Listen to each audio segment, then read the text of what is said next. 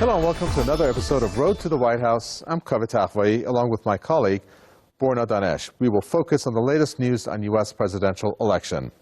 Following 2 days of disgusting revelations about both presidential candidates, Hillary Clinton and Donald Trump faced off in the second U.S. presidential debate in a town hall format on October 9.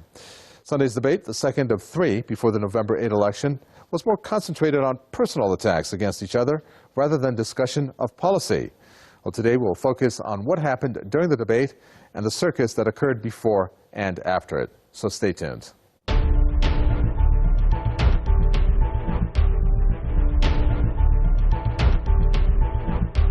The television audience for the second debate between Hillary Clinton and Donald Trump fell sharply from the first record-breaking debate.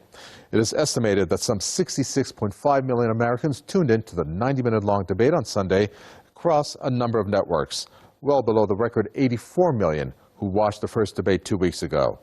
The vicious attacks that Clinton and Trump aimed at each other and lack of policy discussion led to the fall in viewers for the second presidential debate.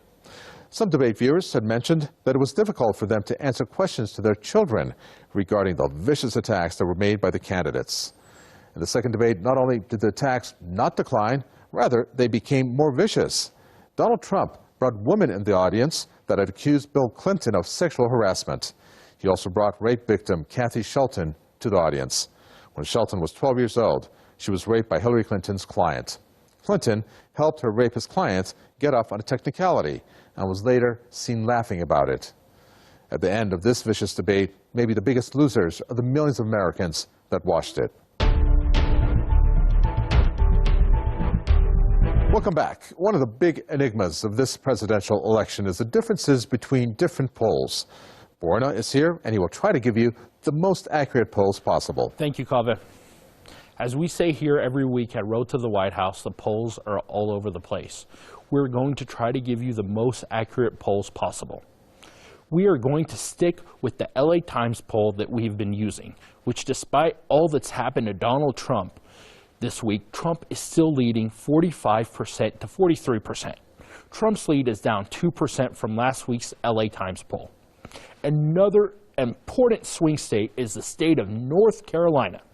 As we said last week, Mitt Romney won North Carolina in 2012. Trump needs to win North Carolina if he wants any chance to win this election. Currently in a high point poll, Hillary Clinton is leading North Carolina 43 to 42%. And Gary Johnson is polling at 8%.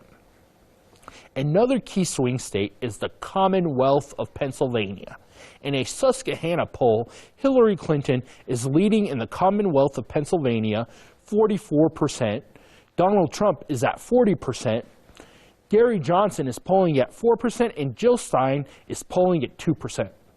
In a CBS poll in the same Commonwealth of Pennsylvania, Hillary Clinton is leading 48% to Donald Trump's 40%. And Gary Johnson is polling at 4%, and Jill Stein is at 2%. The 4-point difference between the Susquehanna poll and the CBS poll is an example of how different the polls look.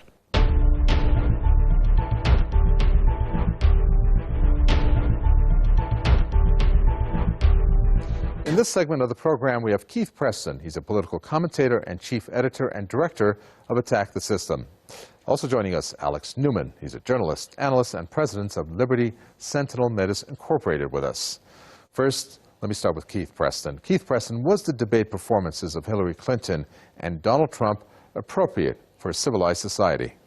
Well, it is unusual to see this kind of acrimony taking place in the context of a presidential debate in the United States. Now, acrimonious political debates are not necessarily unusual. There are plenty of nations around the world where, for example, they've had fistfights in the middle of sessions of parliament and things of that nature.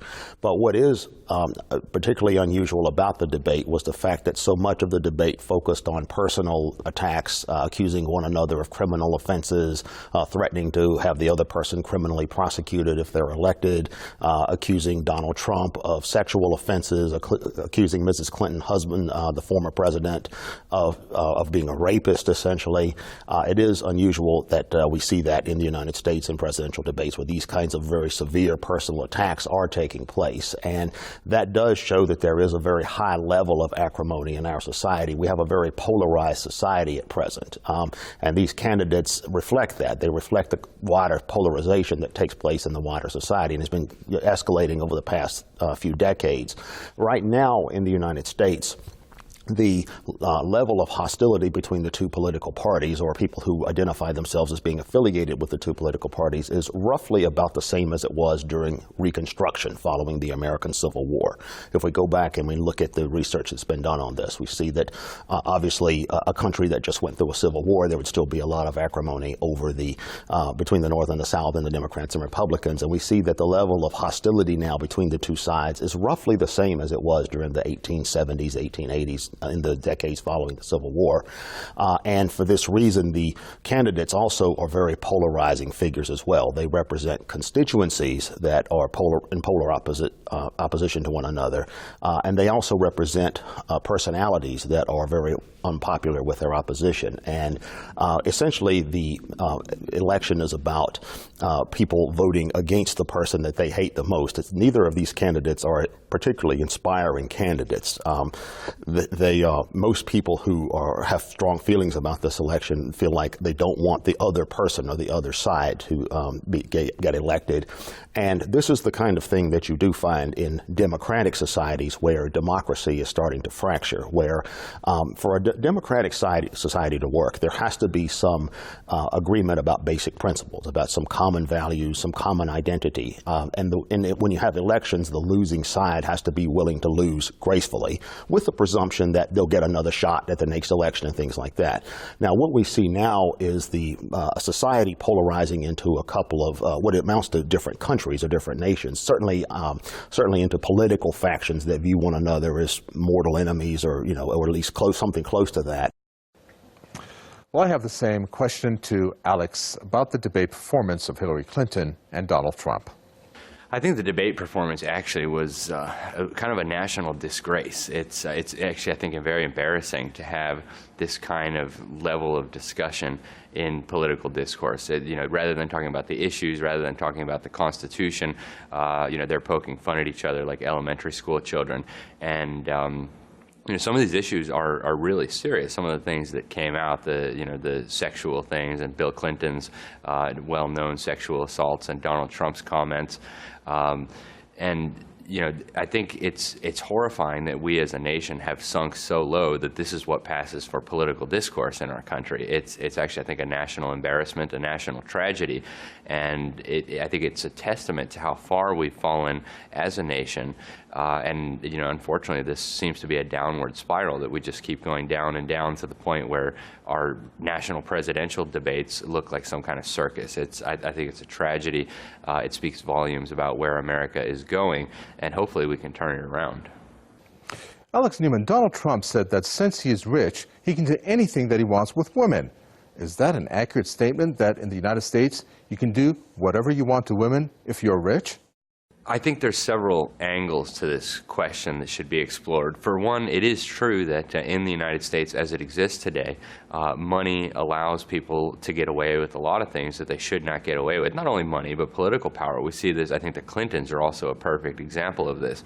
When you have political connections, when you have money, when you are involved in this little Washington cabal that likes to think they run things, you can kind of get away with just about anything. If you look at the Clintons, we have decades worth of scandals, everything from sexual assault to robbery to corruption to these email scandals to just felony after felony after felony.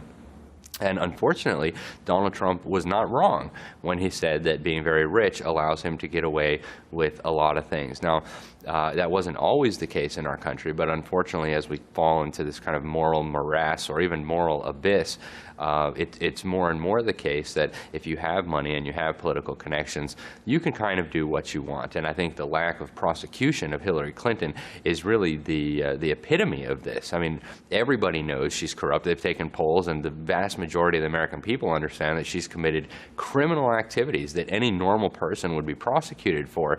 And yet here we have a corrupt government that refuses to prosecute because of the political connections and the establishment inside, or a little clique that they are. And certainly money is one of those things. In the debate, Hillary Clinton did not answer the question that she helped get her client off. That's regarding the rape of a 12-year-old girl. Do you believe that this means that by not answering this question, she is acknowledging that this occurred? Well, she doesn't have to acknowledge that it occurred, although I think her non-response certainly is an admission of that. But, you know, the recordings are out there of Hillary Clinton laughing about getting this child rapist off the hook. And, you know, listening to the recordings of that, it's terrifying that this is a person who may be in charge of, you know, the federal government and the nuclear missiles. This is a person who laughed about having her client pass a lie detector test when he was clearly guilty of raping a child. You know, what worse crime can you commit than these types of things against a child? And here you have this person who seems to have no emotion and no conscience and no moral compass laughing about ensuring that justice was not served in this case. Keith Preston, Hillary Clinton says many nasty things about Donald Trump. That is true. And Donald Trump, in turn, says many nasty things about Hillary Clinton. That is also true. Now, one of these people will become the President of the United States. What does that say about the future of the United States? Well, I think one thing that will happen is that regardless of who wins this election, there will continue to be an ever-growing divisiveness in the United States. As I've said earlier in the interview, one of the things that makes a democratic system work is that the losing side has to be willing to lose and lose gracefully. Increasingly, I think we'll see a situation where the losing side in elections will question the validity of the electoral process itself. For example, Mr. Trump has already been saying that if he loses, it's going to be because the system is rigged. And there have been past elections where the Democrats have also accused the Republicans of cheating in elections. For one particularly important case was the election in 2000, where it came down to the electoral votes in Florida, and the Republicans were accused of cheating because the former President George W. Bush's brother was a governor of that state, and they, you know, whether it was true or not, it really is almost irrelevant. It's more the perception that matters as much as anything. So we have a system now where both sides accuse each other of cheating, and that in turn has the effect of delegitimizing elections, where, you know, ultimately an electoral system is not going to work if the two sides don't rely upon each other to play by the rules or play honestly or become honest competitors. It's really no different than a sport. If you had a sport, say if you had a Super Bowl game where the two teams were cheating or accusing each other or suspecting each other, even if it wasn't even true, it may not even be true that they're cheating, but if they suspect each other of cheating, if they're accusing each other of cheating, then it's going to delegitimize the entire process. Alex Newman, same question to you. Hillary Clinton saying many nasty things about Donald Trump, and of course Donald Trump also saying nasty things about Hillary Clinton. I think the fact that we have such a cast of characters running for president and that have really been nominated by their own parties, I think it's a bad omen for the future of the United States. The best two people this country could muster to run as president of the United States are people who very clearly lack a moral compass, lack a moral foundation. In the case of Hillary Clinton, to the point of just outright criminality and almost psychopathy. You know, I think it bodes very ill for the United States. Now, you know, I think Hillary Clinton's policy positions by themselves speak volumes about the direction that this country is heading in. I think at least Donald Trump has taken an America First position where he says, you know, let's think about the American people and the United States first, rather than this kind of globalist mantra that Hillary Clinton promotes. And Donald Trump has also taken good positions, I think, on a lot of foreign policy issues and even some domestic issues, although I disagree with him on many issues as well. But from a moral perspective, you know, I think Donald Trump and Hillary Clinton are both amoral or even immoral candidates. You look at Donald Trump, who's been married many times, who makes these kinds of comments about women as if they were just objects for sexual gratification. And then we have Hillary Clinton on the other side, who just has made a career, her and her husband, out of criminality and extortion. And then you look at all these people who have ended up dead around them, whether we're talking about Vince Foster or Brown or any of these others. I think there's just this pattern going back many years, maybe even more. Well, there you have it. That does it for our segment with our guest. Do stay with us on the road to the White House.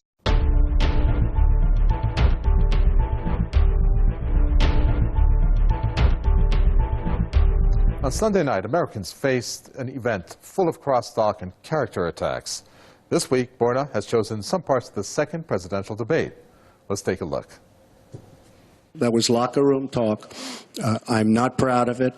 I am a person who has great respect for people, for my family, for the people of this country, and certainly I'm not proud of it. But that was something that happened. If you look at Bill Clinton, far worse, minor words, and his was action. His was what he's done to women. There's never been anybody in the history of politics in this nation that's been so abusive to women. So you can say any way you want to say it, but Bill Clinton was abusive to women. Hillary Clinton attacked those same women and attacked them viciously. 4 of them here tonight. One of the women, who is a wonderful woman, at 12 years old, was raped at 12. Her client, she represented, got him off, and she's seen laughing on 2 separate occasions, laughing at the girl who was raped. Kathy Shelton, that young woman, is here with us tonight. So don't tell me about words. I apologize for those words. But it is things that people say. But what President Clinton did, he was impeached. He lost his license to practice law. He had to pay an $850,000 fine to one of the women, Paula Jones, who's also here tonight. And I will tell you that when Hillary brings up a point like that, and she talks about words that I said 11 years ago, I think it's disgraceful, and I think she should be ashamed of herself, if you want to know the truth. Many women have been greatly offended by the comments that Trump made against women. Trump's comments show what type of advantages elites have in the United States. Trump later apologized for his comments, but it's important to realize that it was purposely leaked before the debate by friends of Hillary Clinton in the media. But let's take a look at Hillary Clinton. She helped a rapist that raped a 12-year-old girl get off the hook. She voted for the Iraq War that killed millions of women and children. Hillary Clinton was one of the masterminds of the Honduras coup that killed many women. Hillary Clinton is definitely not a friend of women. All right, let's take a look at the second one. But when you talk about apology, I think the one that you should really be apologizing for, and the thing that you should be apologizing for, are the 33,000 emails that you deleted and that you acid washed. And then the 2 boxes of emails and other things last week that were taken from an office and are now missing. And I'll tell you what, I didn't think I'd say this, but I'm going to say it. And I hate to say it. But if I win, I am going to instruct my Attorney General to get a special prosecutor to look into your situation, because there has never been so many lies, so much deception. There has never been anything like it. If we wanted to analyze every important part of the debate, we would be here for hours. These 33,000 emails are incredibly significant. There was a subpoena for these emails, and Hillary Clinton deleted them. And a Democrat Attorney General and a Democrat President, because of their friendship with Hillary Clinton, decided not to file charges against her.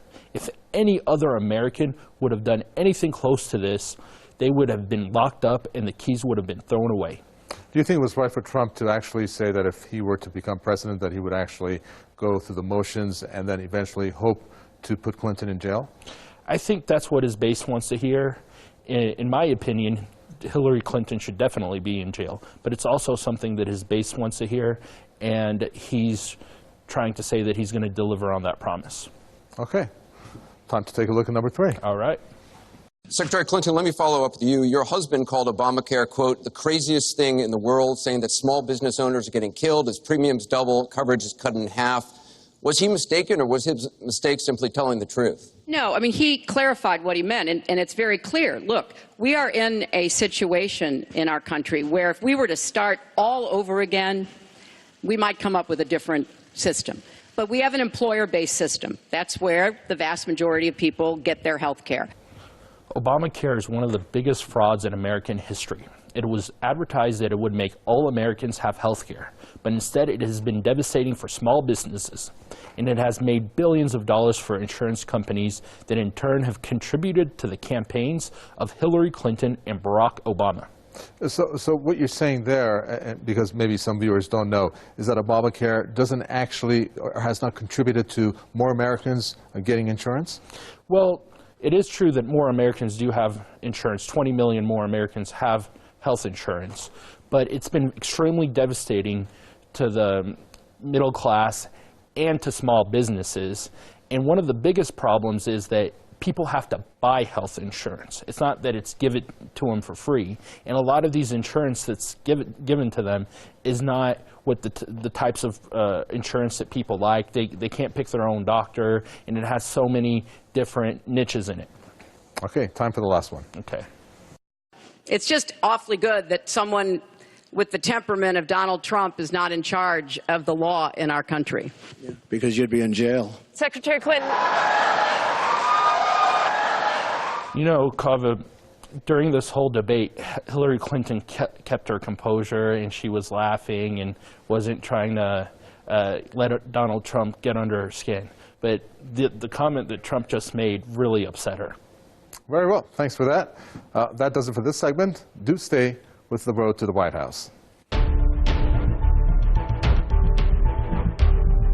We had another busy week on Twitter. Fatima Masumi is here to show us what tweets she found for us. Hey, Fatima, how are you doing? Hello, Barna. It's good to see you again on this show. And last week, I went through a couple of tweets again.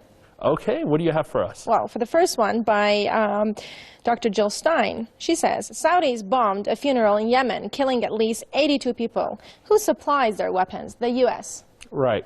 The United States government has been supporting the killing of Yemeni people 100%. While Secretary of State, the Clinton Foundation received millions of dollars from Saudi Arabia, Bahrain, and other countries. For the past 5 years, the people of Bahrain have been under attack, and the mainstream media doesn't mention it at all. Okay. Next up, by Donald J. Trump, he says, GOP traitors not supporting you is voting for her, which means destroying America. The tactic the Trump campaign is using is also used by the Clinton campaign, where Trump is trying to say if Americans vote for Hillary Clinton, the United States will be destroyed. Another important factor to look at is that in the history of the United States, it's never occurred where so many Republicans are going against their own party's nominee. Right, and one last one, Borna. Governor Gary Johnson, he says, as Trump collapses, we offer Republicans a better choice. As the public watches the debates, the popularity of Hillary Clinton and Donald Trump decreases, as the popularity of Gary Johnson and Jill Stein increases. Johnson and Stein not being allowed to participate in the debate shows the powers that be in the United States do not want a third-party candidate to win. Even though many Republicans are moving towards voting for Gary Johnson, they are still not allowed to participate in the debate. Well, thank you very much. I hope to see you next week with some more new tweets. Great. Looking forward to it. Goodbye for now. All right. See you. This week, the late-night comedians had a lot to talk about, but unfortunately, a lot of the material was extremely inappropriate. Let's see what we have this week.